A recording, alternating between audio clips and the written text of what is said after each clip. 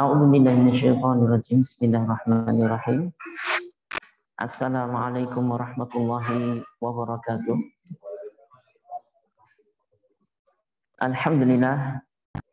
Alhamdulillahirabbil alamin wa la aqibatu lil muttaqin wa la udwana illa 'alal zalimin. Wassalatu wassalamu ala asyrafil anbiya'i wal mursalin sayyidina wa maulana Muhammadin wa ala alihi wa ashabihi ajma'in, amma ba'd. Allahumma inna nas'aluka ilman nafi'a wa rizqan tayyiba wa amalan mutaqabbala. Ya Allah, kami mohon kepadamu ilmu yang bermanfaat, rezeki yang baik, dan amal ibadah yang diterima. Amin. Allahumma amin. Ma'asyiral muslimin wal muslimat, ikhwah wal akhwat, bapak-bapak, ibu-ibu rahmani wa rahmatullah. Alhamdulillah, segala puji bagi Allah Azza wa Jalla dengan limpah nikmat karunia dari sisinya yang begitu banyak kepada kita. Sampai detik ini masih kita rasakan nikmat-nikmat Allah. Begitu nikmat iman Islam, dua nikmat terbesar Allah, ataupun nikmat sehat, nikmat diringankan langkah kaki kita untuk menghadiri masjid, menunaikan ibadah di sana. Yang baru saja kita lakukan tadi, sholat maghrib berjamaah, kemudian duduk sejenak ba'da maghrib sampai menjelang isya, kemudian kita nanti sholat isya baru pulang. Masya Allah, ma'asyiral muslimin, ini nikmat yang tidak diberikan kepada orang-orang sembarang orang.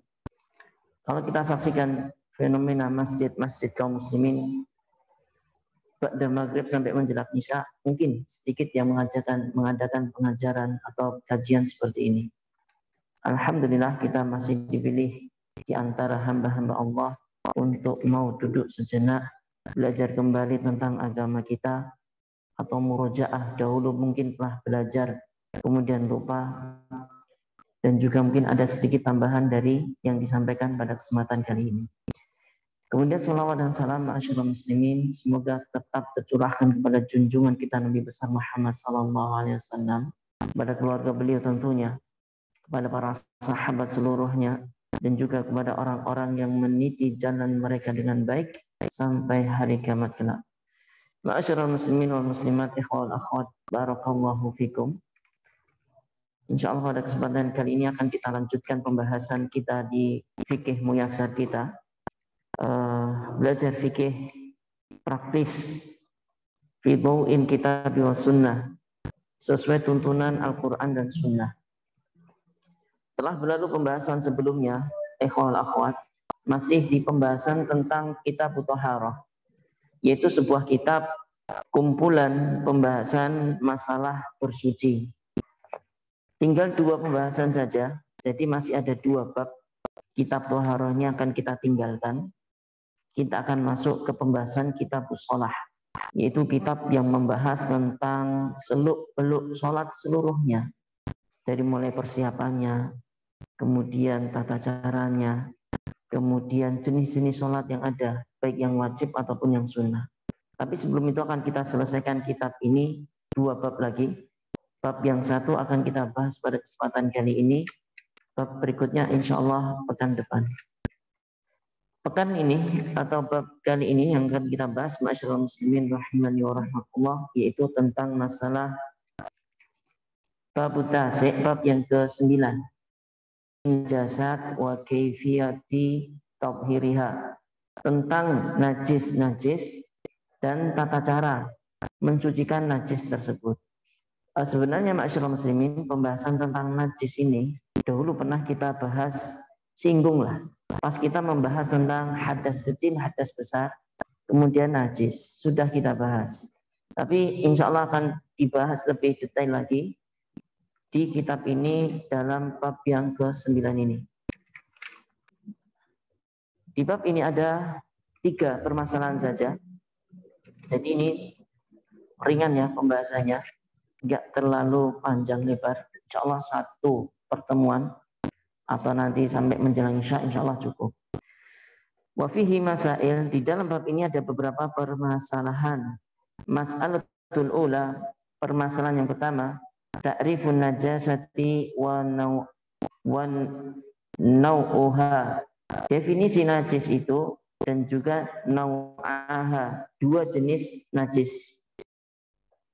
Akan kita bahas apakah setiap yang kotor itu najis. Akan kita bahas kesempatan kali ini. Apa itu najis? An-najasatu hiya kullu ainin mustaqdaratin amara syari'u bijtinabiha.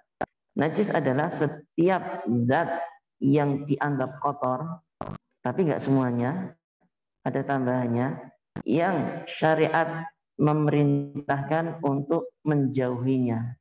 Ini namanya najis. Definisi najis adalah setiap hal yang kotor, yang dianggap kotor, yang syariat memerintahkan untuk dijauhi hal ini.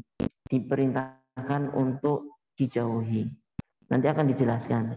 Jadi dari sini kita bisa tahu bahwasanya tidak semua yang kotor najis. Nanti akan ada kayak lumpur. Lumpur itu kotor. Kalau kena tangan kita, kaki kita, ya dicuci kalau bisa.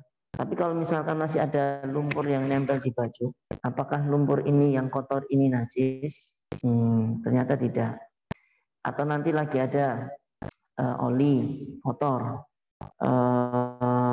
tapi apakah itu najis? Tidak. Atau nanti bahkan kotoran binatang yang boleh dimakan, ayam, kambing, sapi, unta, kotorannya kotor, bau bahkan. Tapi apakah ini najis? Nanti akan kita bahas di bab ini. Kemudian dilanjutkan di sini, wahiyah, najis itu ada nau'an, 2 jenis. Yang pertama, najasatun ainiyatun au hakikiyatun. Disebut najis secara zatnya atau hakikat. Najis secara zat atau hakikat. Jadi jenis yang pertama ini adalah ialah haru bihalin. Jenis najis yang pertama ini dia tidak bisa disucikan. Li'anna ainaha najasatun, karena zatnya itu najis, seperti kotoran keledai, atau kalau boleh kita bilang yang lebih dekat dengan kita, kotoran manusia. Ini zatnya najis, disucikan dengan apapun tetap najis. Kering pun najis dia. Kering pun najis. Jadi najis jenis yang pertama, najis hakiki, yaitu secara zatnya dia najis, tidak bisa disucikan bagaimanapun juga. Ini contoh yang lain, kencing juga sama. Kemudian darah. Darah ini nanti akan ada perinciannya. Mana darah yang najis, mana darah yang tidak najis. Kemudian yang kedua, jenis najis yang kedua, najasatun hukmiyatun. Najis hukmiyah. Jadi secara hukum ini najis. Bendanya nggak ada. Bendanya nggak ada. Kalau tadi bendanya najis, kalau ini bendanya nggak ada, tapi hal itu dihukumi najis, harus dihilangkan. Najis hukmiyah adalah amrun i'tibariyun, yaitu perkara yang dianggap najis yang terdapat di tubuh kita. Jadi perkara, suatu sifat yang berada di tubuh kita, yang ini mencegah seseorang untuk melakukan sholat. Zat najisnya nggak ada, tubuh kita sudah nggak ada najisnya sama sekali. Tapi kita kalau mau sholat dengan tubuh ini nggak boleh. Jadi ada sifat, ada perkara yang mencegah kita untuk sholat. Disebutkan di sini najis hukmiyah yashmalul hadasal asghara allati yazulu bil wudu. Yang termasuk najis hukmiyah mencakup di sini adalah hadas kecil. Hadas kecil. Yang hadas kecil ini bisa dihilangkan dengan cara wudu. Hadas kecil itu seperti contohnya seseorang habis kencing. Kalau kencingnya sendiri najis, keluar dibersihkan selesai. Tapi setelah dia keluar dari kamar mandi, apakah boleh langsung sholat? Enggak boleh. Dia masih punya najis hukmiyah atau hadas kecil. Hadas kecil ini dihilangkan dengan cara wudu. Kemudian tercakup di najis hukmiyah juga adalah hadasul akbar, hadas yang besar, yang dihilangkan dengan cara ghusl kal janabah, yang bisa dihilangkan dengan cara mandi besar. Ini misalkan ya junub seperti pembahasan kita sebelumnya. Jadi ada dua najis. Najis yang pertama najis ainiyah, najis secara zatnya, kotoran, kencing, darah. Yang kedua najis hukmiyah. Bendanya nggak ada, ini melekat dalam tubuh kita. Tapi kalau mau sholat dengan tubuh yang kena najis hukmiyah ini tidak sah. Mencakup hadas kecil dan juga hadas besar. Ini dua jenis najis. Kemudian berikutnya wal aslu ladzi tuzadu bihi najasatu wal ma. Hukum asal atau sarana pokok untuk menghilangkan najis yang ada, sarannya adalah air. Air ini. Air adalah sarana utama untuk menghilangkan najis. Fahuwal aslu fit tathhir, dan air ini merupakan pokok dari bersuci. Jadi ke orang kalau bersuci, wudu, mandi atau membersihkan najis dengan air ini. Ini berdasarkan firman Allah Ta'ala, wa yunazzilu 'alaikum minas sama'i ma'an liyutahhirakum bih. Dan Allah turunkan kepada kalian dari atas langit ma'an, air hujan, liyutahhirakum bih, supaya air ini supaya Allah mensucikan kalian dengan air ini. Jadi sarana utama untuk membersihkan najis adalah dengan air. Kemudian wahiyya ala salasati aqsam. Kemudian setelah dibagi jadi dua tadi najis, kemudian ada pembagian berikutnya. Ini dilihat dari ringan atau beratnya sebuah najis itu. Ada tiga. Yang pertama najasatun mughallaqatun, najis yang berat. Najis yang berat. Apa itu najis yang berat? Yaitu najisnya anjing dan apa yang terlahir dari anjing ini. Jadi segala keturunan anjing, baik itu anjing pudel, anjing apalah itu, atau anjing hutan, atau intinya yang keturunan famili anjing, maka najisnya itu najis besar. Mencucikannya beda, enggak cukup dibasuh dengan air sekali saja, tidak cukup, tapi harus 7 kali basuhan. 7 kali basuhan. 7 kali basuhan. Kemudian yang kedua, najasatun mukhaffafatun, najis yang ringan. Najis ringannya adalah najis kencing anak laki-laki alladzi lam yakul ta'ama, yang belum makan makanan lain, cuman minum ASI toh. Ini najis mukhaffafah, najis ringan. Ini nanti ngilangkannya nggak perlu sampai diguyur air kemudian diperes ke apa. Cukup diciprati saja, di bawah air gini diciprati tempat yang kena kencingnya.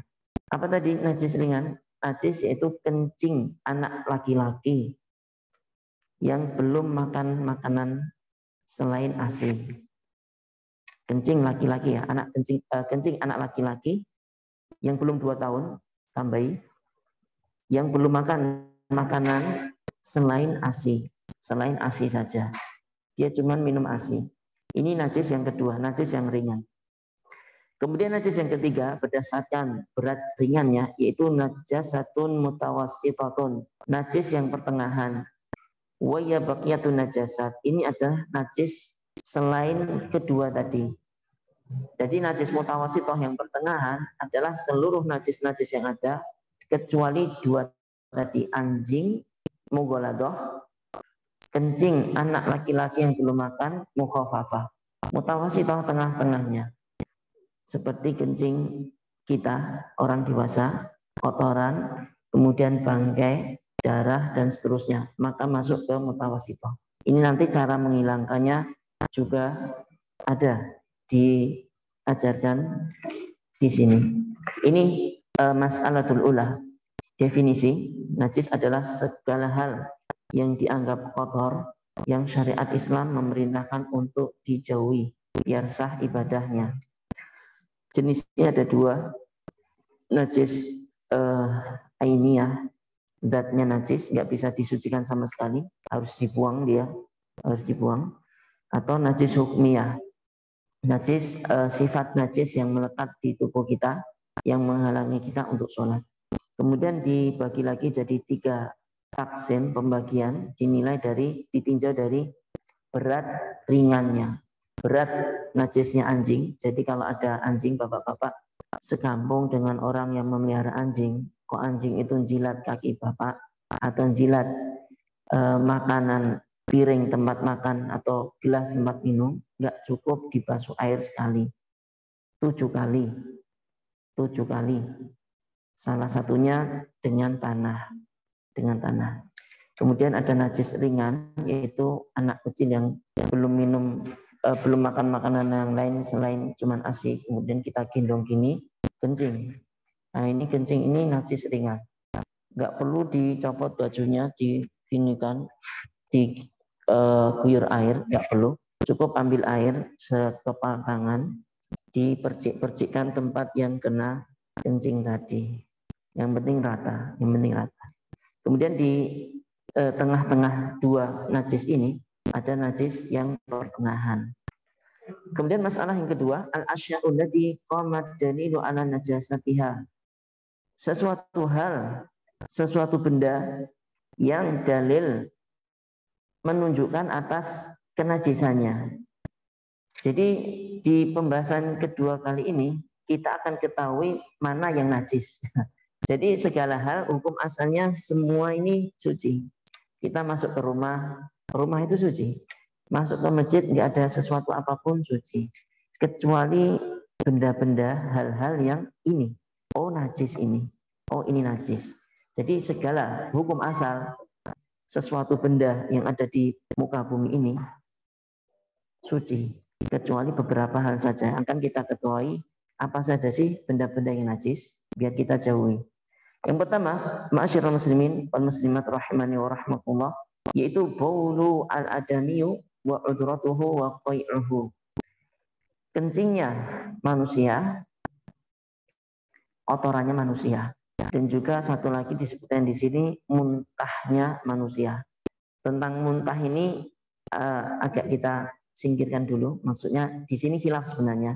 Dalilnya ada, benar, dalilnya ada. Tapi dalilnya ternyata bermasalah tentang muntah ini. Tentang muntah ini dalilnya bermasalah. Akan kita bahas nanti. Kita bahas tadi yang pertama, kencing dan kotorannya manusia. Ini najis.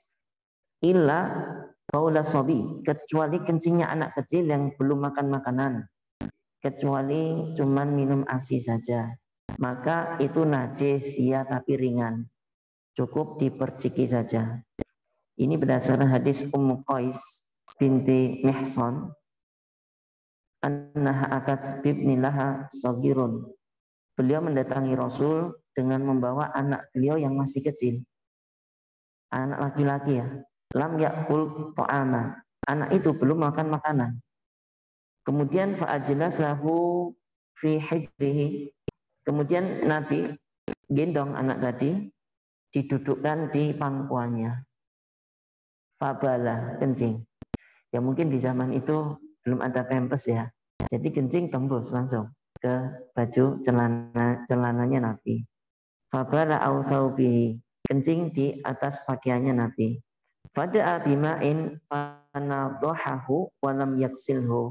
Nabi minta orang untuk membawakan air. Beliau ambil air itu dipercikkan. Beliau tidak mencucinya. Nah, ini menunjukkan kencingnya anak laki-laki yang baru minum ASI ini najisnya ringan. Amma baulul gulam, adapun anak kecil yang sudah makan makanan yang lain, minum ASI dia kemudian ditulang sun atau promina ya, nggak tahu mereknya apa, atau pisang dikerok-kerok gini atau gimana, nah itu sudah, atau dia sudah dikasih susu formula, itu juga itu teranggap makanan lain, itu bukan ASI, itu makanan lain. Ini juga kalau ini bukan najis ringan, ini najis pertengahan tadi, seperti kencingnya orang dewasa atau anak kecil perempuan.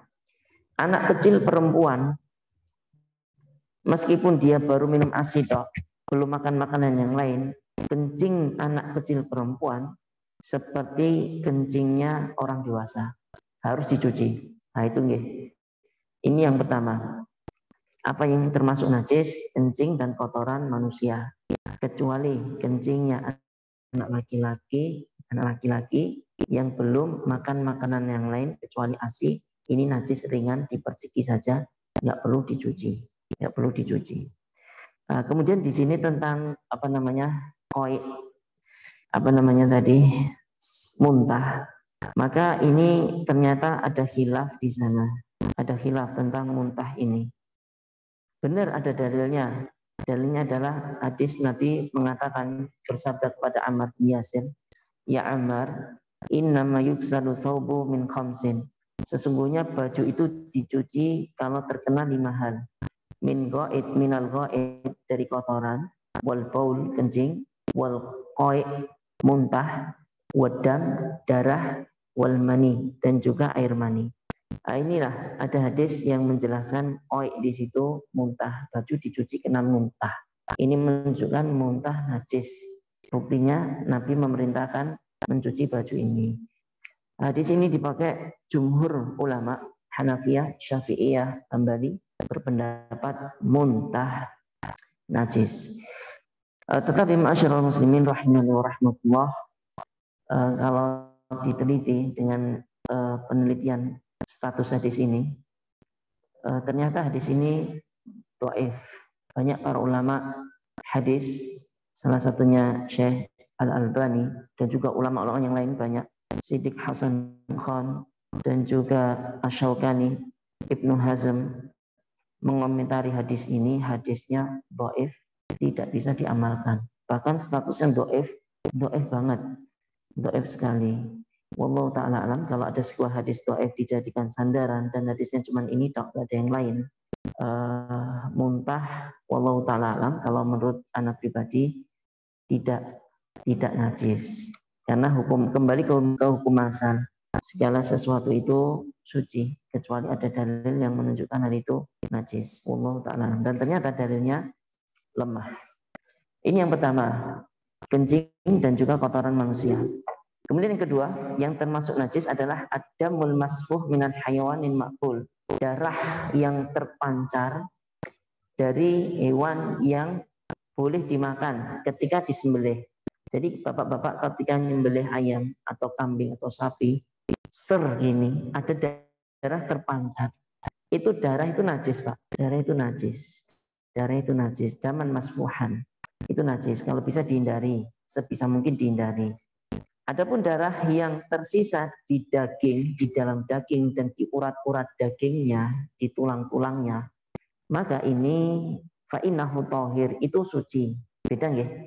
Jadi ada darah yang najis, ada darah yang suci. Apa itu? Darah hewan yang disembelih, hewannya yang halal nggih. Anjing enggak boleh. Anjing kayaknya enggak disembelih nggih. Anjing digebuki ya. Anjing dipripun ya, Pak? Waduh, serem ya. Enggak digebukin.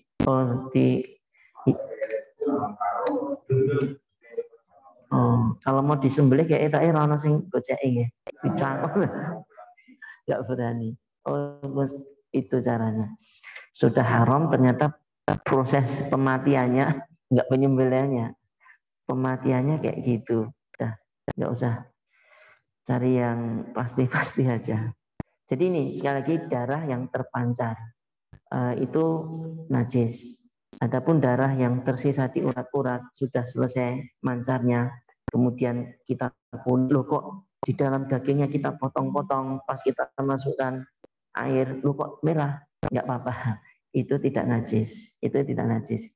Ini berdasarkan sabda Nabi SAW, audaman masfuhan, yang haram itu dam yang masfuh, wa waladi yahraqu wa yansabbu, yaitu tercurah dan terpancar, itu yang haram. Dengan turun ayat ini di surat Al-An'am ayat 145, audaman masfuhan, Ibnu Mas'ud mengomentari, alhamdulillah kaum muslimin dimudahkan, nggak seperti Yahudi. Yahudi sulit Pak agamanya Pak. Darah di dalam daging itu harus dibersihkan semuanya, karena darah di dalam daging di syariatnya orang-orang Yahudi sebelum kita najis, harus dibersihkan. Islam enggak. Islam banyak kemudahan. Salah satunya itu tadi, yang najis cuma yang terpancar, darah yang tersisa di daging atau urat tidak najis, tidak najis. Ini yang kedua. Yang ketiga, yang termasuk najis adalah baulu, baulu wa rausu kulli hayawanin ghairi ma'kulil lahmi, yaitu kencing kotorannya setiap hewan yang tidak halal dimakan. Contohnya apa? Hewan yang tidak halal dimakan kucing. Kucing, kotoran dan kencingnya itu najis. Ini kadang kencing sembarangan ini, atau buang kotoran sembarangan. Ini najis. Atau fa'ar. Fa'ar itu tikus. Tikus termasuk hewan yang haram dimakan. Maka kotoran dan kencingnya juga najis. Atau keledai. Beda dengan kuda, Pak. Kuda haram, kuda halal. Kuda halal. Tapi kalau keledai yang agak kecil, itu haram. Dalilnya ada. Kotoran, kencing, keledai itu najis. Ini yang ketiga. Jadi waspada dengan kotoran tikus yang biasa di rumah kita dibersihkan, itu najis. Itu najis. Kalau punya kucing ya dijaga kucingnya biar kencing atau buang kotorannya ada di tempat khusus karena itu najis. Allah taala. Kemudian yang keempat yang termasuk najis adalah al-mayyitatu, bangkai.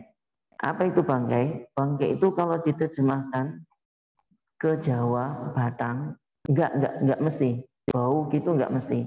Bangkai yang dimaksud di sini adalah waya mamata hatfa'an fihi, yang mata tiba-tiba mati, tiba-tiba enggak ada sebab, enggak disembelih, enggak apa, tiba-tiba mati, entah ketabrak, entah jatuh, entah diserang temannya, tahu-tahu hewan ini mati, ayam, kambing, sapi atau yang lain, enggak disembelih, tiba-tiba mati.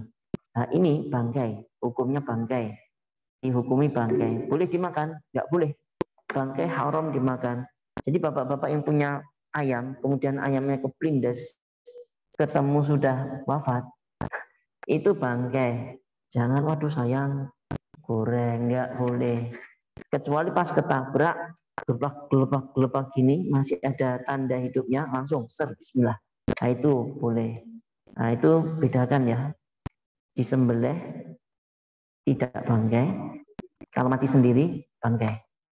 Itu khusus hewan-hewan yang halal kita makan. Dalilnya apa? Firman Allah Ta'ala, illa an yakuna maitatan. Ini ayatnya sama dengan daman masfuhan tadi ya.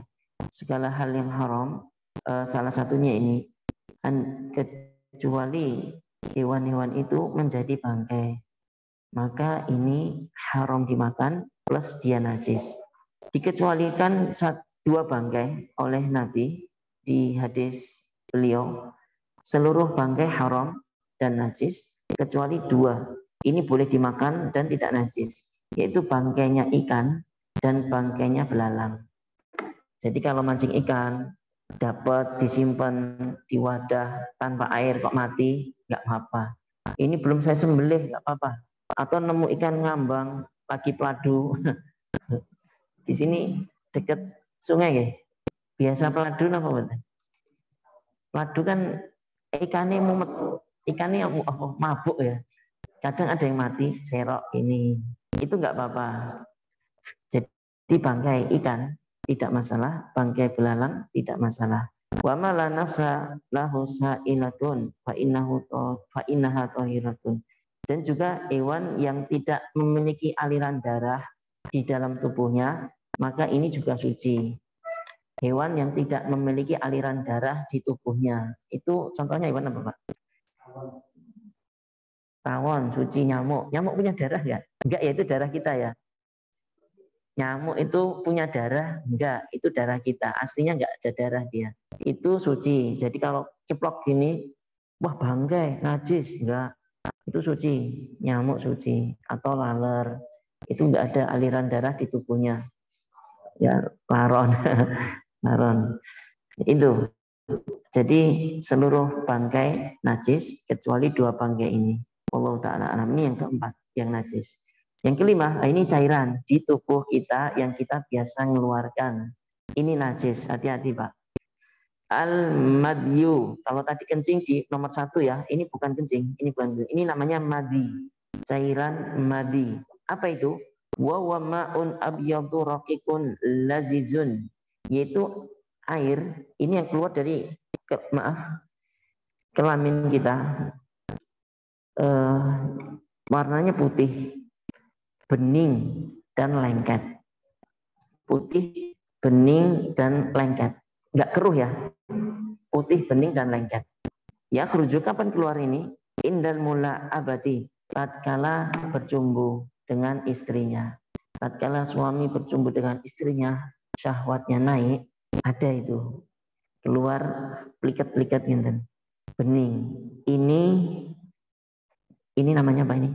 Najis. Ini mandi. Ini najis. Atau dia tadzakkurul jima, keluar tatkala dia kebayang-bayang berhubungan badan. Ini tapi bukan mani ya. Kalau nanti mani tidak termasuk najis, itu pembahasan di tempat yang lain. Jadi yang najis ini madi. Apa itu? Cairan bening, lengket yang keluar tatkala syahwat kita naik. Mungkin habis berjumbu, atau cium-ciuman, peluk-pelukan, tapi belum hubungan badan, atau dia teringat-ingat berhubungan. Ini cara keluarnya cairan ini dari kita itu tanpa disadari, langsung keluar gitu saja. Kadang kita nggak terasa, kadang nggak kita terasa. Dan kalau ini keluar tidak terpancar, yang pertama keluarnya netes gitu. Kemudian kalau ini keluar, kemaluan kita, maaf ya, itu masih apa istilahnya, masih tegang, tidak lemes. Warubama la yahusu bi khuruji, terkadang nggak terasa ini keluar. Misalkan dia habis ciuman dengan istri, kemudian dia aktivitas, loh kok basah ya? Oh ini madi, ini najis. Ini berdasarkan sabda Nabi SAW di hadis Ali bin Abi Thalib. Ali bin Abi Thalib termasuk seorang lelaki yang madad, disebutkan di hadis itu, sering keluar madi ini. Dikasih solusi sama Nabi, tawaddo, wudulah, waksil dakaraka, dan cuci kemaluanmu. Jadi gimana solusi kalau ada madi ini keluar dari kemaluan kita? Cuci, karena ini najis. Kemudian kalau mau sholat wudu, itu karena batal wudunya gara-gara keluar madi ini. Mana tadi? Walam yu'mar, Nabi dia di sini tidak memerintahkan untuk mandi, karena ini cuma najis, bukan hadas seperti mani, berhubungan badan kemudian keluar mani yang terpancar itu, bukan itu. Ini hanya sekedar pendahuluan saja, syahwat naik kemudian keluar cairan ini, bening, tidak berbau. Satu sifat lagi di madi ini, tidak berbau, tidak punya bau. Beda dengan mani, baunya khas. Bau mani itu khas. Kalau ada ustadz mengirimkan bau mani ini seperti bau tamer, kita nggak ada ya, kurma. ada putih kurma itu baunya seperti ini. Kalau bau yang lain yang saya rasa mirip ketika main ke pantai, ada bau kayak apa itu? Di terumbu karang itu. Di terumbu karang itu ada baunya seperti ini ya. Oh, mirip dengan bau mani ini. Kalau madi ini tidak berbau, tidak berbau. Ini keluar di laki-laki, ini keluar juga di perempuan. Madi. Ini keluar di laki-laki, ini keluar juga di perempuan. Ini muqaddimah, pendahuluan seorang suami berhubungan dengan istrinya untuk ya apalah istrinya mempermudah itu. Ini konten dewasa udah nih ya, nggak apa-apa. Biar mas-mas ini belajar. Ini yang kelima najis yaitu madi. Kemudian yang najis berikutnya, ini adalah cairan berikutnya yang keluar dari kemaluan kita, yaitu wadi. Wadi ini gampang, nggak usah bingung. Kalau yang agak bingung membedakan itu madi yang tadi kita bahas dengan mani. Kita bangun tidur, kok basah? Ini apa ini ya? Madi atau mani, yaitu biasanya kita bingung. Tapi kalau yang keenam ini, wadi. Wadi adalah air ma'un abyadu sakinun, yaitu air putih keruh, bukan bening. Ini putih keruh. Ini keluar setelah kencing. Jadi kalau bapak-bapak misalkan pernah memperhatikan, kencing itu biasanya kuning, bening. Di akhir selesai kencing itu ada keruh. Itu wadi. Hukumnya apa? Sama dengan kencing, najis juga dia. Najis juga dia. Dan ini gampang karena dia dibersihkan dengan kita membersihkan kencing bareng. Jadi nggak akan ada masalah dengan yang namanya wadi ini. Tapi kita tahu ini ada cairan namanya wadi najis. Kemudian yang ketujuh, masyarakat muslimin yang termasuk najis juga adalah damul haid, ini darah haid bagi wanita. Sebagaimana di hadis Asma binti Abi Bakar radhiyallahu anhuma, beliau mengatakan, ja'at imra'atun ila Nabi sallallahu alaihi wasallam. Datang seorang laki perempuan kepada Nabi sallallahu alaihi wasallam. Faqalat, perempuan tadi mengatakan, ihdana yusibu saubuha min damil haid. Kaifa tasna'u? Salah satu dari kami, perempuan-perempuan, bajunya kena darah haid. Bagaimana apa yang dia perbuat, harus dia perbuat? Faqal, Nabi mengatakan tahuttuhu summa taqurusuhu bilma summa tandahuhu summa tusalli fihi. Kata Nabi yang pertama, tahuttuhu, cerik, dikerok. Jadi darah ke baju biasanya langsung mengering. Gimana darah haid yang mengering? Dikerok dulu. Summa taqrusuhu bilma, kemudian basuh dengan air, siram dengan air, kemudian tandahuhu, kemudian dibilas, dikucek dan diperas. Kalau misalkan sudah selesai hilang tadi, summa tusalli fihi, kemudian silahkan dia sholat dengan memakai baju yang sudah dibersihkan tadi. Nah, ini bukti bahwasanya darah haid itu najis. Sampai segitu cara membersihkannya. Harus dikerok, dikasih air, ya dibersihkan. Nanti setelah itu diperas. Wallahu ta'ala alam. Jadi total ada 7 zat yang najis. Yang pertama, kencing dan kotoran manusia. Yang kedua, darah yang terpancar dari hewan yang halal dimakan. Yang ketiga, kencing dan kotorannya hewan-hewan yang tidak halal dimakan. Yang keempat, bangkai. Yang kelima, madi, yang syahwat tadi. Kemudian yang kelima, wadi, yang campur dengan kencing. Yang keenam, ketinggalan, berapa ya jumlahnya?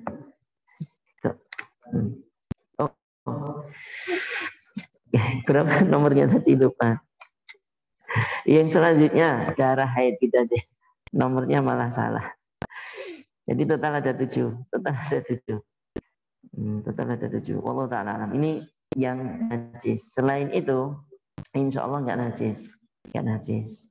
Seperti yang tadi muntah, nggak najis. Oh, permasalahan satu lagi, darah kita. Ada yang terluka tangannya, tetes darah. Darah ini ke baju. Gimana hukum darah kita? apakah najis atau tidak, itu juga ternyata ranah khilaf para ulama. Jumhur ulama juga sama menganggap darah kita ini najis. Dengan dalil yang saya bacakan tadi, ya Ammar, yuksalu saubu bikomsin. Baju itu dicuci gara-gara 5, kencing, kotoran, muntah, darah. Nah, di situ disebutkan. Cuman sekali lagi kita bahas, ternyata dalil ini do'if, lemah banget. Atau Ustaz Firanda, ini nggak bisa diamalkan. Beliau Ustaz Firanda juga menguatkan darah manusia itu tidak najis. Beliau menambahi penguatan yang lain. Bahasanya dulu para sahabat perang, terluka di tubuhnya, darah di mana-mana, bahkan ke bajunya. Para sahabat dengan luka ini sholat. Kalau itu najis, ya nggak boleh sholat dengan sesuatu yang najis. Atau kasus yang kedua, seorang sahabat yang ketika berjaga itu sholat malam, dipanah sekali, terus berdarah, tetap lanjut sholat. Dipanah 2 kali, terus berdarah juga, lanjut sholat. Dipanah 3 kali, berdarah, tetap lanjut sholat. Baru setelah itu bangunkan temannya, saya dipanah. Dia nggak mau batalin sholatnya. Dia pengen lanjutkan sholat malamnya tadi. Nah, ini bukti bahasanya darah kita, darah yang keluar dari gigi, dari apa loh luka yang kita rasakan di tubuh ini, wallahu ta'ala alam, tidak najis. Kecuali satu darah yang tadi, darah haidnya perempuan, itu najis. Itu najis. Wallahu ta'ala alam. Kemudian masalah yang terakhir, masyaallah muslimin wal muslimat, ikhwal akhwat barakallahu fikum, yaitu kaifiyatu tathhiri najasah. Nah, ini cara mensucikan najis. Kalau kita tahu itu najis, kemudian ada benda-benda di sekitaran kita kena najis, tembok, tanah, ini, baju, kemudian kasur kena ompol, itu gimana cara mensucikannya? Yang pertama, idza kanat najasatu fil ardi wal makan, kalau najis itu mengenai bumi atau sebuah tempat, intinya bukan tubuh kita, bukan baju kita, intinya di tempat-tempat itu, ruangan itu. Hakada, maka fahadihi, kalau jenis ini yakfi fi tathhiriha ghuslatun wahidatun, cukup cara mencucinya dengan sekali bilas saja, sekali guyur saja. Yang dengan syarat sekali guyur ini najisnya ikut ke guyur, hilang. Jadi sekali guyuran saja. Wah, di situ tadi ada kucing kencing, ya sudah, ambil 1 gayung, guyur. Yang penting sudah hilang, dikeluarin airnya dah ke sana. Soalnya kita model masjidnya kayak gini ya Pak ya. Kalau model masjidnya Nabi dahulu, pernah terjadi di masa Nabi, masjid Nabi pasir Pak. Ada seorang Arab Badui datang tiba-tiba ke masjid, kencing di dalam masjid. Para sahabat marah, tapi Nabi enggak, jangan dimarahi. Kalau dimarahi diteriaki, malah kencingnya jalan-jalan macet kemana-mana. Pinter, Nabi pinternya. Para sahabat juga bagus melarang, tapi lebih tahu, lebih pinter Nabi. Dah, biarkan, selesai dulu, ambilkan air seember. Dia selesai dinasihati, masjid bukan tempat untuk kencing. Ini untuk sholat dan zikir. Dimarahi, enggak dimarahi ya itu ya, dinasihati. Kemudian diguyur 1 kali guyuran, selesai. Ngerembes di situ airnya. Airnya ngerembes di situ, udah dibiarin, nanti besok udah hilang sendiri, udah dianggap suci. Itu cara menghilangkan najis di tembok, di lantai, ataupun di tempat-tempat yang lain. Ini yang pertama, kalau di bumi, tempat. Yang kedua, idza kanat najasatu ala ghairil ardi. Najisnya tidak berada di ruangan atau di tanah, seperti di baju atau di bejana seperti ini. Maaf ya, minum dulu, lupa. Fa in kanat min kalbin, kalau najis itu najisnya anjing yang menjilat baju kita atau tempat minum kita, ini harus 7 kali basuhan. Salah satu basuhan itu dengan tanah. Ini berdasarkan sabda Nabi SAW, idza walagal kalbu fi ina'i ahadikum falyaksilhu sab'an ulahunna biturab. Jika anjing menjilat bejana tempat minum salah seorang dari kalian, cuci 7 kali. Salah satu dari 7 ini menggunakan tanah. Jadi kalau 7 ini kita boleh contohkan, 1 siram dengan air, gosok-gosok. 1 lagi siram dengan air. Ini tanah, kasih tanah. Kemudian ini air lagi, air lagi, air lagi, air lagi sampai 7 kali basuhan. Jadi kalau bisa tanahnya di tengah ya. Kalau tanah di akhir jadi kotor. Air, air, air, air, air, air, tanah. Loh, kok reget? Tarik air lagi jadi 8 nanti. Jangan. Airnya di pertengahan. Ya maaf, tanahnya di pertengahan. Hikmahnya Masya Allah, dulu belum ketahuan karena teknologi seperti itu. Sekarang ini ternyata di jilatan anjing ini ada bakteri. Nggak mati meskipun dicuci dengan air sebanyak apapun. Bakteri ini mati terkena tanah. Bakteri ini mati gara-gara kena tanah. Itu Masya Allah. Ternyata ada hikmah rahasianya kenapa pakai tanah. Karena seperti itu. Allah Ta'ala alam. Wa hakadzal hukmul am fil ina. Hadis ini hukumnya umum, baik anjing itu menjilat bejana kita, tempat minum kita, tempat makan kita ataupun selainnya. Kaki kita, baju, celana kita, dikejar anjing digigit, itu pasti kejilat itu pasti. Nah, itu juga sama. Baju tempat yang lain juga sama. Ini anjing ya, kalau anjing mengenai baju kita ataupun tempat-tempat minum kita atau makan kita. Aman najasatul khinzir, adapun najisnya babi nggih.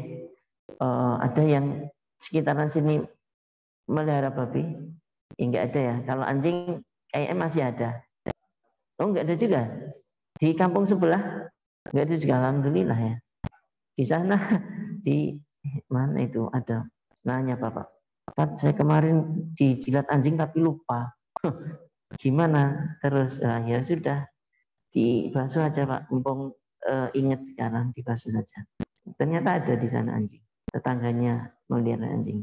Ini adapun babi fasahi, maka yang sahih annaha kasairin najasat. Ini seperti najis-najis biasa, bukan najisnya anjing. Yakfi ghusluha marratan wahidatan, dan cukup dibasuh sekali basuh saja. Babi jilat atau mengenai baju kita, apakah 7 kali juga seperti anjing? Enggak. Yang benar 1 kali seperti najis-najis yang lain. Yang penting hilang zat najisnya, tidak disyaratkan untuk 7 kali basuhan. Wallahu ta'ala alam. Ini dulu mungkin sudah adzan, ada 1 paragraf lagi segini. Kita lanjutkan pada adzan insyaallah ta'ala. Monggo Mas. Diadzani terlebih dahulu.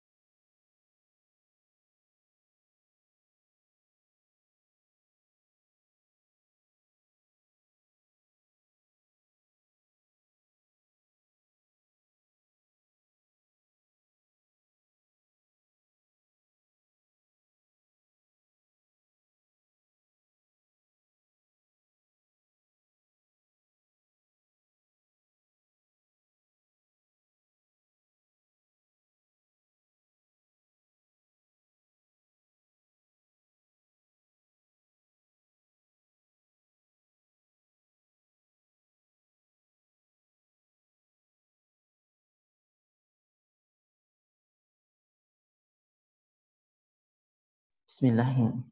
Ikhwah wal akhwat, barakallahu fikum. Kita lanjutkan sedikit lagi pembahasannya di masalah yang ketiga, yaitu bagaimana cara menghilangkan najis. Yang pertama tadi sudah kita jelaskan, kalau najis itu di tempat atau di bumi ini atau nempel di ruangan, maka diguyur sekali saja, yang penting hilang zatnya. Kemudian kalau selain bumi, yaitu baju kita atau tempat minum kita atau yang lain, maka dilihat dulu najisnya. Kalau najisnya mughalladah, ya dicuci, yaitu jilatannya anjing dicuci 7 kali, salah satunya dengan tanah. Selain anjing, meskipun itu babi, itu tetap dicuci sekali biasa. Yang penting hilang najisnya, tidak disyaratkan untuk 7 kali basuhan untuk yang babi ini. Kemudian kalau wa in kanatin najasatu minal bauli wal ghaidi wad dam wa nahwiha, kalau seandainya najis itu berupa kencing, kotoran dan juga darah, ini bagi yang berpendapat darah itu najis ya, atau selainnya, fa innaha tughsalu bil ma' ma'al farqi wal asli, maka baju itu dicuci dengan air plus digosok-gosok, di apa namanya, kerok-kerok, plus diperas. Jadi kalau ini kena kencing, kasih air, digosok-gosok gini, kemudian diperas sampai hilang, sampai pergi zatnya, baunya sudah nggak ada, warnanya sudah nggak ada, dan rasanya sudah nggak ada. Ada 3. Jadi tidak ada bekas sama sekali di tempat yang kena najis tersebut. Kalau 1 kali basuhan dilakukan hilang, maka cukup. Kalau kurang ya bisa ditambah seperlunya. Kemudian berikutnya, kalau najisnya yang nempel di baju ataupun sajadah tempat sholat kita ini berupa air kencingnya anak kecil yang belum makan makanan yang lain, tadi sudah dibahas, cukup diciprati saja. Diciprati air di tempat yang sudah dikena kencing tadi. Kemudian selanjutnya ada pujiltul mayyitah maqulatil lahm. Ini kasusnya tentang kulit bangkai. Jadi tadi ada kambing ketabrak, bangkai najis, tapi masih bisa dimanfaatkan kulitnya. Bisa, yaitu dengan cara disucikan dengan cara disamak.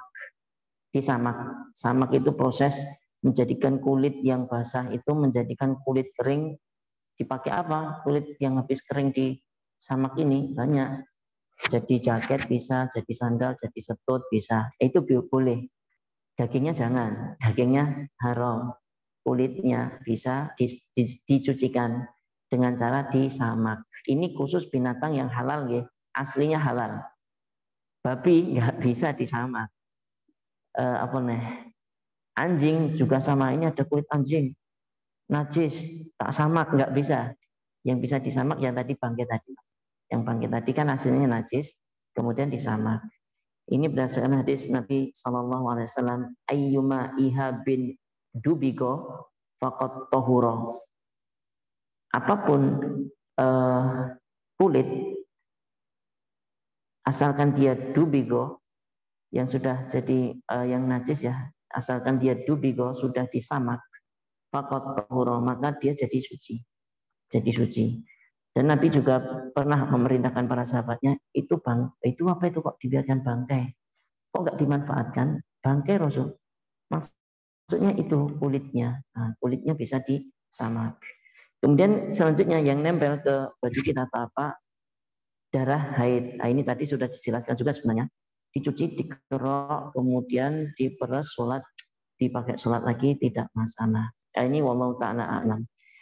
Di akhir pembahasan ini dikasih apa istilahnya nasihat sedikit. Fa'alal muslim, maka wajib bagi kita setiap muslim an yahtamma bi taharati minal najasati, wajib untuk memperhatikan suci dari najis-najis itu di badan kita, di tempat kita, rumah ataupun tempat sholat kita, ataupun di baju kita yang kita pakai untuk sholat. Li'annaha syartun li sihhatis shalah. Karena bersih atau bebas dari najis dari badan, baju dan tempat sholat ini syarat sahnya sholat. Nekat pakai baju yang kena najis, wah ini najis, nggak apa-apa lah,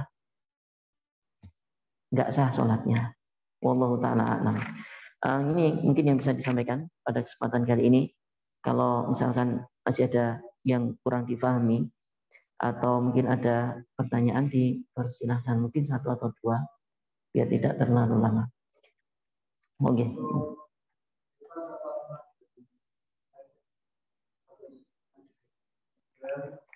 Darah perempuan nifas. Kotoran cicak. Nggih. Itu Om.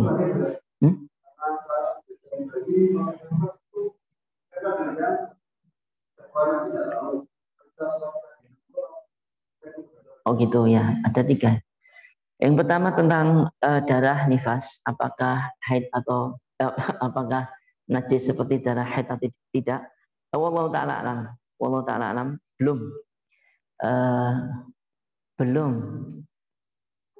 pernah baca. Jadi mungkin ditunda dulu. Insya Allah akan kita sampaikan di kesempatan yang lain. Kemudian tentang yang kedua, kotoran cicak. Kalau kita lihat jenis-jenis najis tadi, Pak, kotoran, kencing, binatang yang tidak halal dimakan. Cicak halal dimakan bukan? Haram, nggak boleh. Bukti haramnya apa? Karena ada hadis dari Nabi suruh bunuh cicak. Setiap binatang yang ada perintah dari Nabi suruh bunuh, itu binatang itu haram untuk dimakan. Jadi aslinya kotoran cicak itu najis, Pak. Cuman para ulama memasukkan najisnya kotoran cicak ini ke najis yang ma'fu, dimaafkan. Kenapa? Hampir semua tempat, hampir semua rumah tidak bisa lepas dari kotoran cicak ini. Nggak bisa menjaga diri. Mau cicak resosing, nggak ada yang bisa ngalangi cicak datang ke rumah-rumah. Itu pakai akses apa dia? Kok bisa kemana-mana itu? Jadi tahu-tahu sudah kita sholat Allahu Akbar, waduh cicak. Nggak bisa. Gimana? Itu nggak, maksudnya najis tapi sudah dimaafkan, jadinya suci. Jadi nggak ada masalah. Totok, kok kena najis nggak apa-apa. Totok loh, kok kena, maksudnya kena kotoran cicak nggak ada masalah.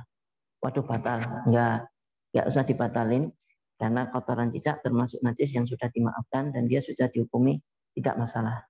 Kemudian yang ketiga tentang apa? Pampers. Ini ya. Apakah boleh seorang sholat menggendong anak? Boleh. Sholat menggendong anak banyak tata caranya. Anaknya lagi rawal, lagi rawal terus gendong. Cuman dengan syarat anak itu tidak najis, tidak membawa najis. Dari mana tahu? Ini nggak pakai pampers. Belum basah. Oh ini belum kencing, ya udah gendong sholat. Kalau pakai pampers, pastikan pampersnya belum isi.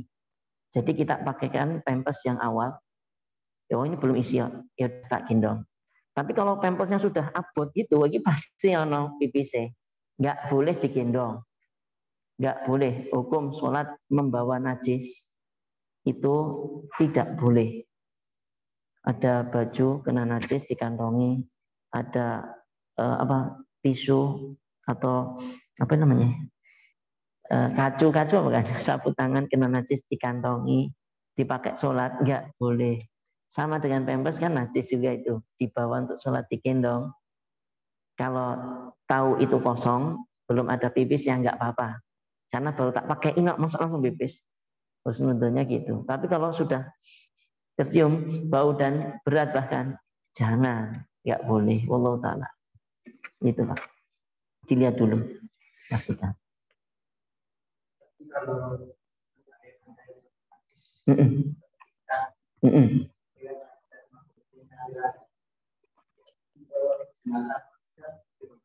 Jenazah manusia apa? Najis apa betul? Jenazah manusia suci ya. Manusia hidup dan mati itu suci semuanya. Suci. Jenazah manusia ini pas hidup sama mati suci. Jadi bapak salaman sama bapak itu nggak usah cuci tangan najis.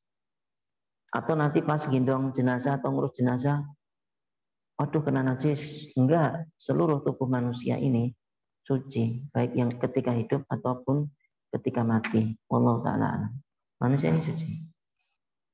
Kecuali kelompok-kelompok tertentu ya, kita masuk ke masjidnya dipel. Kita dianggap najis. Nah, kita salaman, cuci bajunya, jangan kita entaskan, dicuci meneh, kena najis. Gara-gara kita megang. Ada kelompok-kelompok seperti itu ada. Di dekat pondok saya ada gede itu.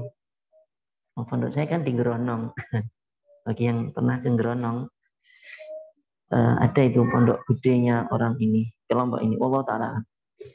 Mungkin ada yang lain? Oh, satu lagi tambahan ya, tentang kasur yang kena ompol anak. Ini bagaimana cara mensucikannya? Apakah cukup dijemur? Enggak cukup dijemur. Karena sarana untuk mensucikan sekali lagi tadi adalah air. Matahari tidak bisa mensucikan najis. Matahari tidak bisa mensucikan najis. Gimana solusinya? Kasur yang tebal itu, pertama yang kena ompol, kita bersihkan dulu dengan air, gosok-gosok.